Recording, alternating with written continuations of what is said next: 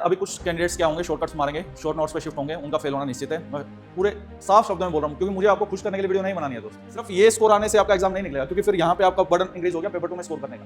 Regarding certificate, EWS and OBC candidates को हर साल renew करवाना होता है, तो इस साल का भी सर्टिफिकेट 1 अप्रैल 2025 के बाद का बना होना चाहिए। तो कैंडिडेट सब्जेक्ट छोड़ के जाएगा, उसका फेल होना निश्चित है। उसको फेल होने से कोई नहीं रोक सकता। क्यों? क्योंकि political dimension is also important for the paper 2। आपको हर एक ऐसे में आप लिख सकते हैं, और पॉलिटिकल थीम बेस्ड पे या पॉलिटिकल के जो कीवर्ड्स हैं, चाहे इसमें जुडिशरी है, चाहे इसमें पार्लियामेंट है, उनके बेसिस पे, या क्रिमिनलाइजेशन ऑफ पॉलिटिक्स है, करप्शन इन पॉलिटिक्स है, ब्यूरोक्रेसी है, इनके बेसिस गवर्नेंस से रिलेटेड जो क्वेश्चंस हैं, उस पर डायरेक्ट ऐसे या आर्गुमेंट आपको देखने को मिल सकता है। एसएससी की बुक्स खरीद लेते हैं, सबसे बड़ी गलती है। आपको सीसेट के पीवाईक्यू आप कर लो, सीएपीएफ के पीवाईक्यू कर लो, दैट्स इनफ। अगर 23 जैसा पेपर आता है ना, तो पेपर 1 में सेफ स्कोर का मतलब ये है कि अगर हमारा इतना नंबर आ जाता है ना, लिस्ट में नाम आ जाएगा, फिर नहीं रोकने वाला कोई भी। AVKS will provide you everything. Everything means everything. 10 साल का एक्सपीरियंस है दोस्त, एक्सक्लूसिवली केवल सीएपीएफ असिस्टेंट कमांडेंट एग्जामिनेशन में ही डील करते हैं। +-4 आपका चश्मा अलाउड है, उससे ऊपर आपको लेजिक सर्जरी करवानी होगी, और वो 6 महीने का गैप होना चाहिए जब आपका टेस्ट हो रहा है मेडिकल और आपने सर्जरी जो करवाई।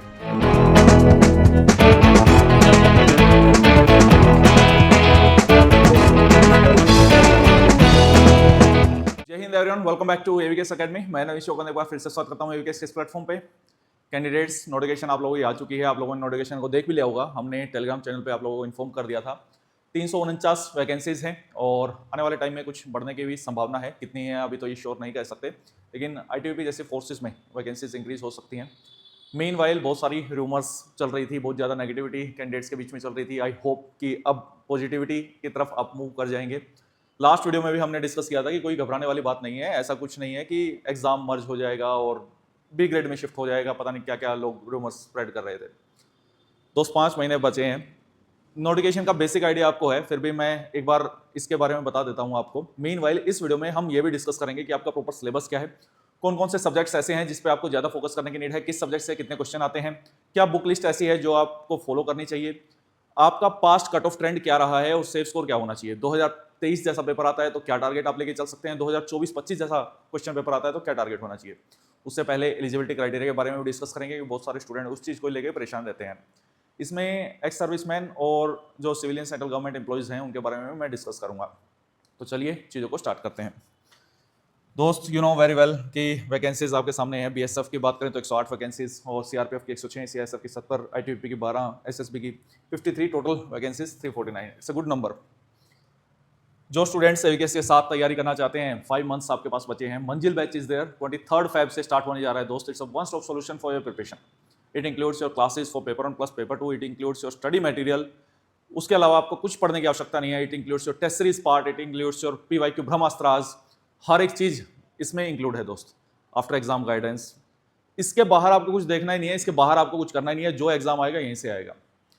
जो स्टूडेंट्स दिल्ली आगे इसका पार्ट बन सकते हैं तो प्लीज मोस्ट वेलकम। इसके अलावा अगर आपको किसी पर्टिकुलर टॉपिक के बारे में, पेपर 2 के बारे में, पेपर 1 के बारे में कोई गाइडेंस चाहिए तो आप कभी भी आके मिल सकते हैं या गिवन नंबर पे कॉल कर सकते हैं। दोस्त गाइडेंस मेंटरशिप का कोई पैसा नहीं है। जो स्टूडेंट्स ऑनलाइन बैच का पार्ट बनना चाहते हैं तो मंजिल बैच इज अवेलेबल, वो उसका पार्ट बन सकते हैं। इसके अलावा पेपर 2 को लेके काफ़ी सारे लोग परेशान रहते हैं। एक्चुअली सेल्फ स्टडी पे भी मैं बहुत फोकस करता हूँ, आपने पास्ट वीडियोज़ में देखा होगा। तो we have provided the 150 days self study planner. तो जो स्टूडेंट्स कोचिंग अफोर्ड नहीं कर सकते, उन स्टूडेंट्स को 150 डेज स्टडी प्लानर फॉलो करना चाहिए। उसकी रिवीजन हम यूट्यूब पे करवाएंगे, वन शॉट वीडियोस के थ्रू भी करवाएंगे। पेपर 2 के regarding we have started a series. आप लोगों का अच्छा रिस्पांस देखने को मिला। नंबर ऑफ लेक्चर्स काफ़ी रहेंगे, मेरी क्लासेस रहेंगी, एक्स असिस्टेंट कमांडेंट विनय इंग्लिश सर की क्लासेस रहेंगी, गौरव सर की क्लासेस रहेंगी, अंकित सर की क्लासेस रहेंगे, और ग्रामर के सेशंस पे रहेंगे। अब बहुत सारे स्टूडेंट्स ऐसे होते हैं, सर मुझे पेपर 2 को लेके कुछ समझ में नहीं आ रहा, मैं कहाँ से तैयारी करूँ, क्या रिसोर्सेज फॉलो करूँ। तो जो स्टूडेंट्स पेड बैचेस का पार्ट बनना चाहते हैं, क्योंकि देखो क्लास सुनना ही पेपर 2 नहीं है, यू हैव टू प्रैक्टिस। आपकी प्रैक्टिस के साथ साथ उसकी वैल्यूएशन भी होनी चाहिए। चलो आपके लिए मैं एक और कर देता हूं। जो स्टूडेंट लक्ष्य बैच का पार्ट बनना चाहते हैं, ठीक है। मीनवाइल मैं टेलीग्राम चैनल है हमारा एवीकेएस का, उसके अलावा एक और टेलीग्राम चैनल है जिसमें हम पेपर 2 के टॉपिक्स प्रोवाइड करवाते हैं हर साल। उनमें से ही टॉपिक्स आपके एग्जाम में पूछे जाते हैं। वहां पे कैंडिडेट्स लिख के अपना आंसर अपलोड कर सकते हैं, और उसके अलावा पीयर ग्रुप में एक दूसरे कैंडिडेट्स उसमें सजेशंस प्रोवाइड करवा सकते हैं, और हमारी टीम की तरफ से भी वहाँ पे सजेशंस रहेगा। एक कॉमन जो स्ट्रक्चर होना चाहिए, जो कॉमन आंसर होना चाहिए, उस ऐसे को ध्यान में रखते हुए we will provide you free of cost. कोई पैसा नहीं है दोस्तों उस चीज़ का, तो you can consider that option also. जो स्टूडेंट टेस्ट सीरीज का पाते हो, टेस्ट सीरीज अगर कोई कैंडिडेट मिस करके चल रहा है ना, चाहे भले वो एवीकेएस के लगाए या कहीं और के लगाए, टेस्ट सीरीज उसको लगानी चाहिए, लेकिन बस ये है ऑथेंटिसिटी चेक कर ले अच्छे से। सीएपीएफ में बंदा डील करता हो, ऐसा नहीं है रैंडम कोई भी टेस्ट आपको पकड़ा दिया, आईएएस का पकड़ा दिया, सीडीएस का पकड़ा दिया, चल रहा है भेड़ चाल। सीएपीएफ पे फोकस होना चाहिए, ऑथेंटिक टेस्ट सीरीज होनी चाहिए, प्रॉपर इवेल्युएशन होना चाहिए, क्योंकि टेस्ट सीरीज का पूरी प्रिपरेशन में मोस्ट इंपॉर्टेंट रोल है। You can of the Pratibha test series 1 March से स्टार्ट होने जा रही है। एज क्राइटेरिया के बारे में बात कर लेते हैं। जिन भी कैंडिडेट जनरल और ईडब्ल्यूएस कैटेगरी से बिलोंग करते हैं और उनका जन्म 2 अगस्त 2001 और 1 अगस्त 2006 के बीच में हुआ है, तो वो एलिजिबल रहेंगे इस बार 2026 के अटेम्प्ट में। ओबीसी को 3 साल का एज रिलैक्सेशन मिलता है, तो मींस जिनका जन्म 2 अगस्त 1998 से 1 अगस्त 2006 के बीच में हुआ है वो एलिजिबल रहेंगे अगर वो ओबीसी कैटेगरी से हैं। Regarding certificate, EWS and OBC candidates को हर साल रिन्यू करवाना होता है, तो इस साल का भी सर्टिफिकेट 1 अप्रैल 2025 के बाद का बना होना चाहिए उन कैंडिडेट्स का।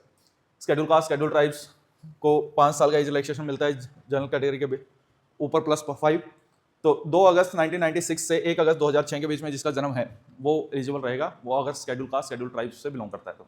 रही बात एक्स सर्विसमैन की और सिविलियन सेंट्रल गवर्नमेंट एम्प्लॉइज की, उनको भी क्यूमुलेटिव एज रिलैक्सेशन मिलता है 5 ईयर्स का।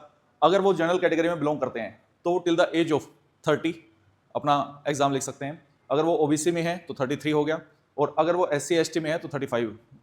मतलब दोनों बेनिफिट क्लेम कर सकते हैं वो, ओबीसी का भी और सर्विस वाला भी। एक्स सर्विसमैन पे मैं अलग से शॉर्ट्स में आपको एक्सप्लेन कर दूंगा कि क्या आपको रिक्वायरमेंट होगी, कितने साल की सर्विस चाहिए।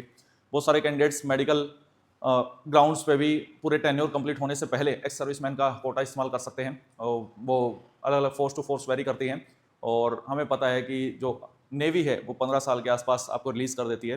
14 ईयर्स की आपकी सर्विस होनी चाहिए जब आपको एक्स सर्विसमैन का कोटा प्रोवाइड करवाया जाता है, लेकिन एनओसी रिक्वायर्ड है इस चीज़ में।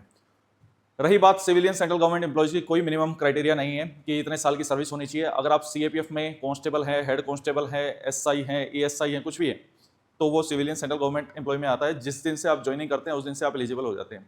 पीएसयूज इसका पार्ट नहीं है, दिल्ली पुलिस इसका पार्ट नहीं है, चंडीगढ़ जो पुलिस वगैरह ये सब भी इसका पार्ट नहीं है। आपको ये बात ध्यान रखनी होगी कि क्या इसका पार्ट है क्या नहीं है। कोई भी ऑटोनोमस बॉडी इसका पार्ट नहीं है। फिर क्या है, जो एसएससी के थ्रू जिसकी भी रिक्रूटमेंट हुई है वो इसका पार्ट है। एमटीएस भी इसमें इंक्लूड है, एफसीआई भी इसमें इंक्लूड है। इट डिपेंड्स कि आपके रिक्रूटमेंट का नेचर कैसा, रिक्रूटमेंट कैसे हुई है। Railway employees are not allowed, उसको एज रिलैक्सेशन नहीं मिलेगा। वो जनरल कैटेगरी में, ओबीसी में, एससी एसटी में, इनमें एग्जाम लिखना चाहे तो लिख सकता है। फिर भी डेडिकेटेड वीडियो चाहिए तो मैं कमेंट सेक्शन में बताओ, हम उस पर बात कर लेंगे। एजुकेशन की बात करें तो ग्रेजुएशन होनी चाहिए, और फाइनल ईयर कैंडिडेट्स भी अप्लाई कर सकते हैं।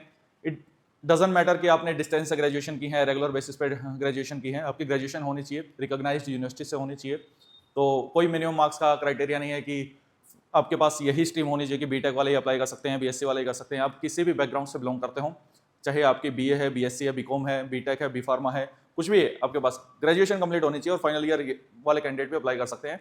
और ये आई होप आपका डाउट क्लियर हो गया होगा। फिर भी कोई डाउट आता है तो आप नंबर पर कॉल कर सकते हैं। एग्जाम पैटर्न की बात करें तो पेपर 1 आपका होता है, ये 19 जुलाई को एग्जाम कंडक्ट करवाया जाएगा। उसमें 2 पेपर होंगे, 10 बजे और 2 बजे, 10 से 12, 2 घंटे का एक पेपर होगा। ऑब्जेक्टिव टाइप पेपर होगा जिसमें 125 एमसीक्यूज आने वाले हैं आपके, 250 नंबर का रहेगा। 2 नंबर का एक क्वेश्चन रहेगा। नेगेटिव मार्किंग की बात करें तो 1/3 नेगेटिव मार्किंग होती है। वहीं पे पेपर 2 की बात करें तो पूरा डिस्क्रिप्टिव पेपर है, आपको अपने हाथ से लिखना रहेगा। 6 कंपोनेंट्स आर देयर, उसमें एसे राइटिंग है, आर्गुमेंट है, रिपोर्ट राइटिंग है, कॉम्प्रिहेंशन है, प्रीसीज है, ग्रामर पार्ट इज देयर। वो पूरा आपको अटेम्प्ट करना होगा।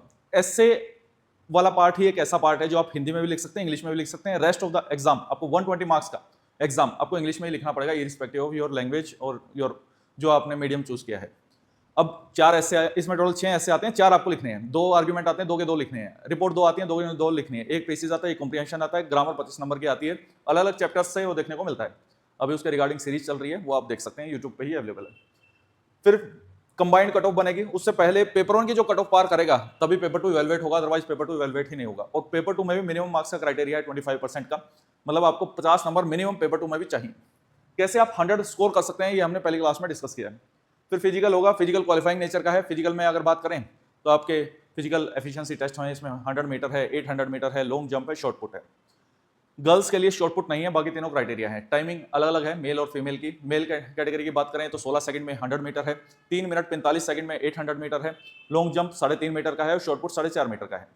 वहीं पे फीमेल कैटेगरी की बात करें तो 100 मीटर 18 सेकंड है, आपका 800 मीटर 4 मिनट 45 सेकंड का है, और लॉन्ग जंप 3 मीटर का है। शॉर्ट पुट उसमें होता नहीं है। लॉन्ग जंप और शॉर्ट पुट में 3-3 चांस मिलते हैं। पीटी की बात करें तो इंटरव्यू यूपीएससी द्वारा लिया जाता है, 4 मेंबर्स इसका लेते हैं, 150 मार्क्स का अपना इंटरव्यू होता है। हमारी एक प्लेलिस्ट बनी हुई है सीएपीएफ पहचान के नाम से, वो उसको जाके देखिए, आपको बहुत ज़्यादा क्लैरिटी आ जाएगी।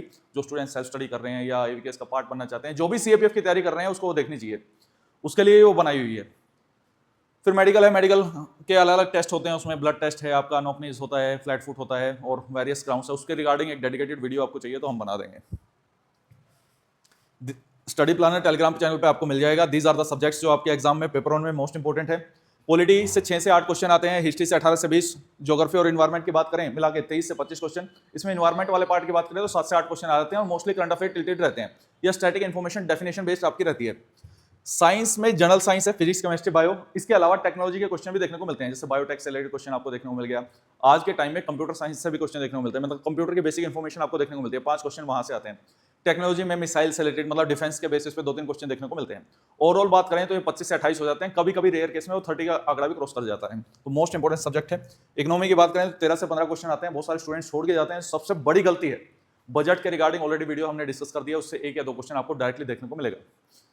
मैथ्स और रीजनिंग की बात करें तो हर साल 20 क्वेश्चन आते थे, लेकिन लास्ट ईयर 15 क्वेश्चन देखने को मिले। तो ऑन एवरेज आप बात कर सकते हैं 15 से 20 क्वेश्चन रहेंगे, लेकिन मेरा ऐसा मानना है कि आने वाले टाइम में फिर से ये 20 में हो जाएंगे। इसकी जो जगह है वो कंप्यूटर ऐड हो गया ना, तो कंप्यूटर में 5 क्वेश्चन वो वहां से रिप्लेस हो गए। ये नंबर ऑन एवरेज बेसिस पे है, ये नंबर को यूपीएससी द्वारा दिया नहीं गया है कि हाँ भाई इतने ही क्वेश्चन आएंगे, ये नंबर वेरी कर सकता है। पॉलिटी में आपके 15 क्वेश्चन भी आ सकते हैं। अब देखने में यहाँ पे आपको ऐसा लग रहा होगा सर पॉलिटी से 6 तो क्वेश्चन आते हैं, तो पॉलिटी पढ़नी है नहीं पढ़नी है, 6 क्वेश्चन छोड़ के चला जाऊंगा। जो कैंडिडेट सब्जेक्ट छोड़ के जाएगा उसका फेल होना निश्चित है, उसको फेल होने से कोई नहीं रोक सकता।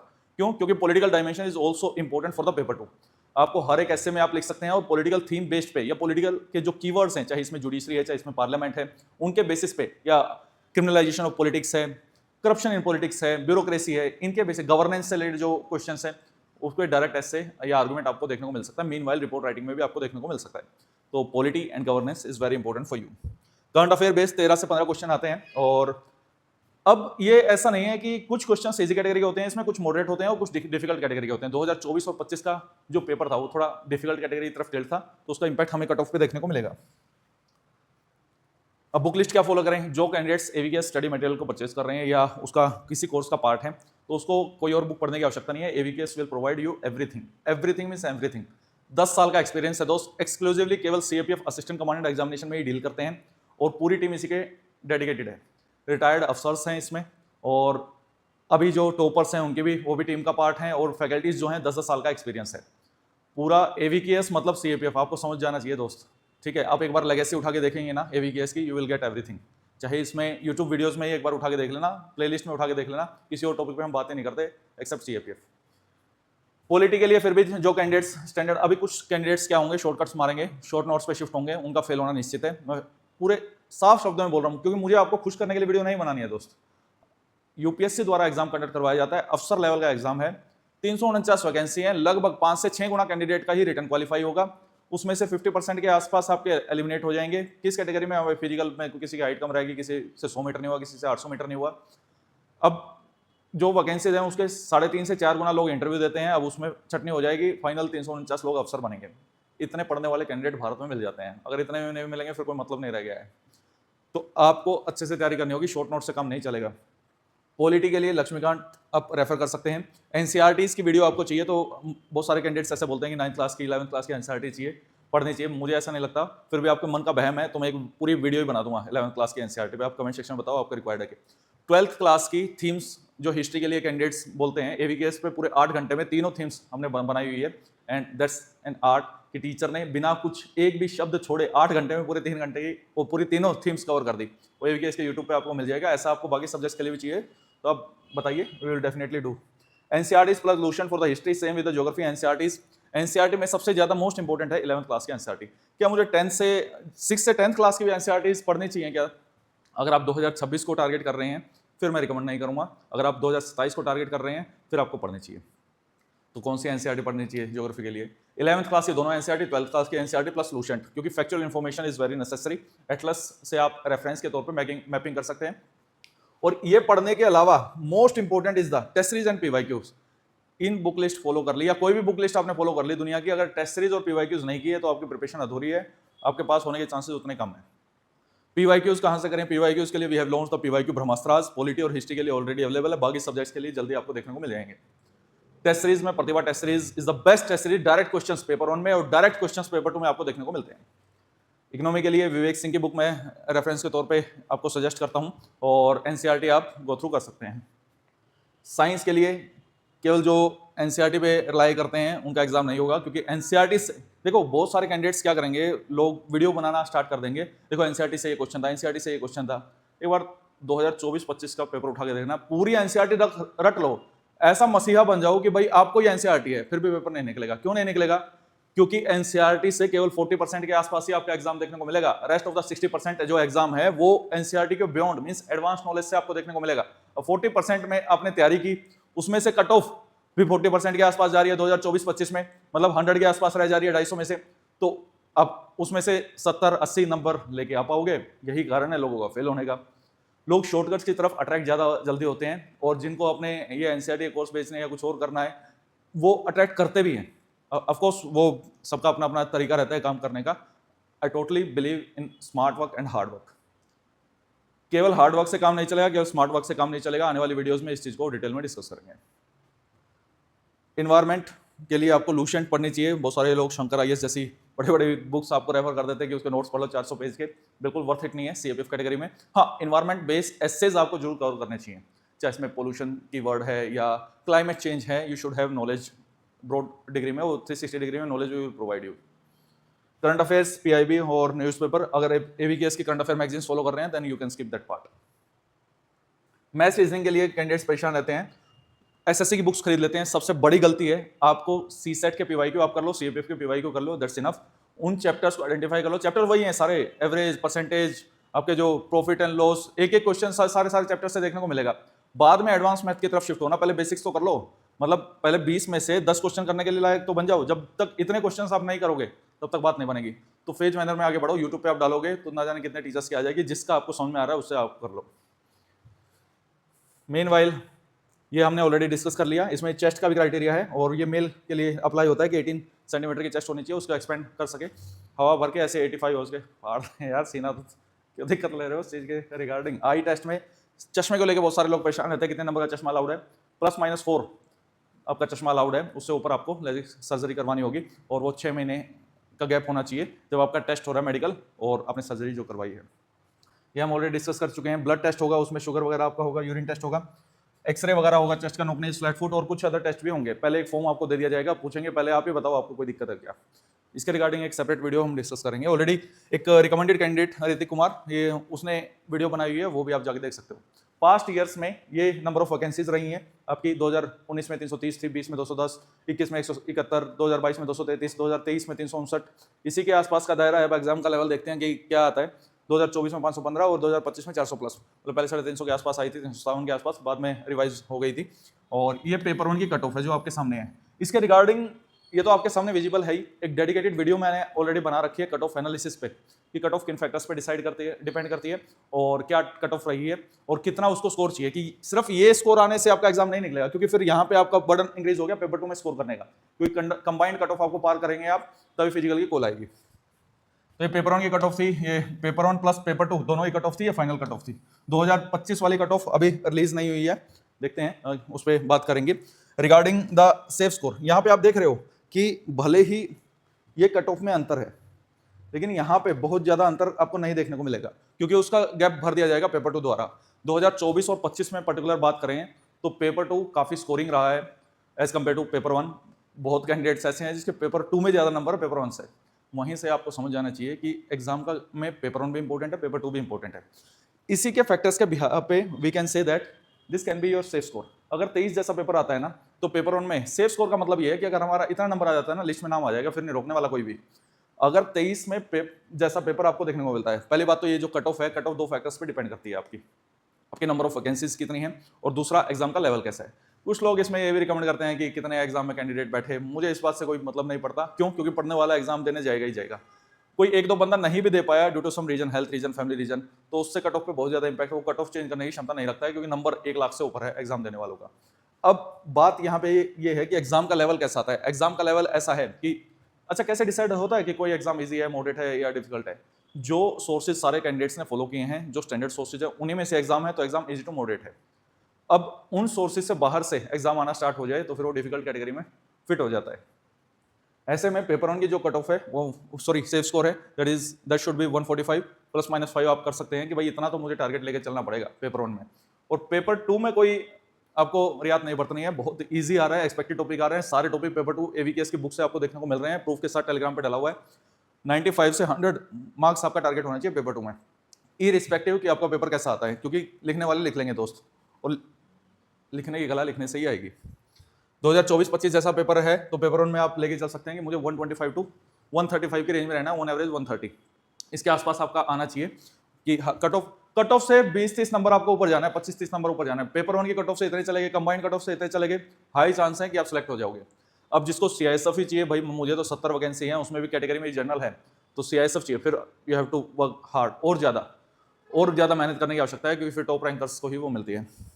पेपर 2 में आपका टारगेट 100 मार्क्स होना चाहिए, you can achieve that 100 marks. फिर भी आपका मैंने पूरा, भले ही वीडियो थोड़ी लंबी हो, मैंने हर एक चीज़, हर एक बारीकी पे आपका एक्सप्लेन किया है। कुछ नई चीज़ें क्या देखने को मिली हैं फॉर्म में ये चीज़ें देखने को मिली हैं कि भाई फेशियल रिकॉग्निशन वहाँ पे होगा, आपका टेस्ट होगा, साइन ज़्यादा आपसे करवाएंगे फॉर्म भरते हो। फॉर्म भरने के रिगार्डिंग जल्दबाजी मत करना, हर एक चीज़ पे, चाहे डेफ हुआ, चाहे फॉर्म कैसे भरना है, स्टेप बाय स्टेप कौन सा सर्टिफिकेट लगेगा, हर एक चीज़ की वीडियो आपको देखने को मिलेगी। फिर भी कोई डाउट आता है तो we are here to help you. मिलते हैं नेक्स्ट वीडियो में। जय हिंद।